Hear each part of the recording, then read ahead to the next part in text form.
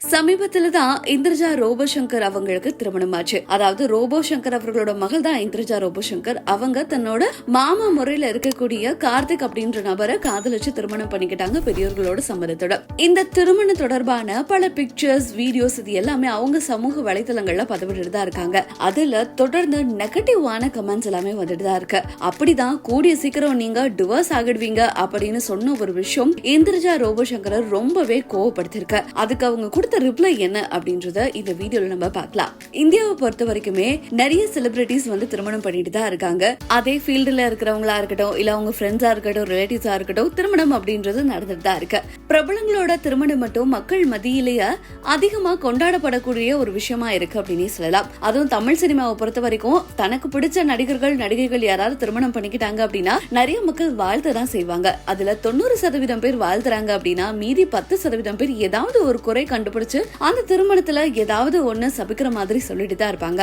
அப்படிதான் சமீபத்துல ரோபோசங்கர் அவர்களோட ஒற்றை பொண்ணான இந்திரஜா ரோபோசங்கர் அவர்கள் தன்னோட மாமாவை கல்யாணம் பண்ணிக்கிட்டாங்க. அவர் பேரு கார்த்திக். இந்த ஒரு திருமணம் ரொம்ப விமர்சையா நடந்தது அப்படின்னு சொல்லலாம். திரையுலகத்துல இருக்கிற முக்காவாசி பேர் இந்த திருமணத்துக்கு வந்து அவங்களோட ஆசீர்வாதத்தை பொழிஞ்சாங்க. அதே மாதிரி கிராமத்துல நடந்த கல்யாணமா இருக்கட்டும், சென்னையில நடந்த ரிசப்ஷனா இருக்கட்டும், இல்ல ஊர்ல நடந்த கறிவிருந்தா இருக்கட்டும், இது எல்லாமே பார்த்துப்பா கண்டுபட போகுது அப்படின்னு சொல்ற அளவுக்கு ரொம்ப விமர்சையா பண்ணாரு ரோபோசங்கர். ஏன்னா தன்னோட ஒரே பொண்ணு கல்யாணம் அப்படின்றதுனால ஒட்டுமொத்த சேமிப்பையுமே இந்த திருமணத்துக்காக அவர் செலவு பண்ணாரு அப்படின்னு சொல்லலாம். இது தொடர்பான பிக்சர்ஸ், வீடியோஸ் எல்லாத்தையுமே சமூக வலைத்தளங்கள்ல இந்திரஜா ரோபோசங்கர் பதிவிட்டு தான் இருக்காங்க.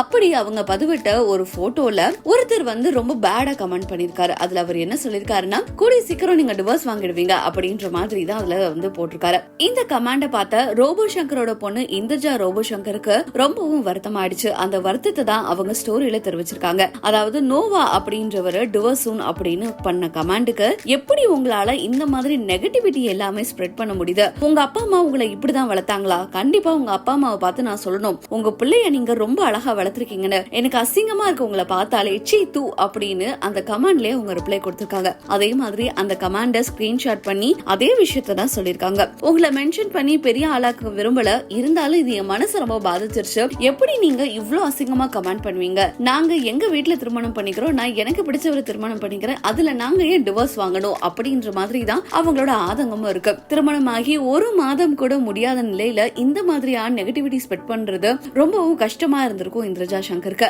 இந்த கமெண்ட் பார்த்தா பல பேருமே அதிர்ச்சிக்குள்ளாகி இந்திரஜா சங்கரை சமாதானப்படுத்தி அவங்களுக்கு ஆறுதலை சொல்லிட்டு தான் இருக்காங்க.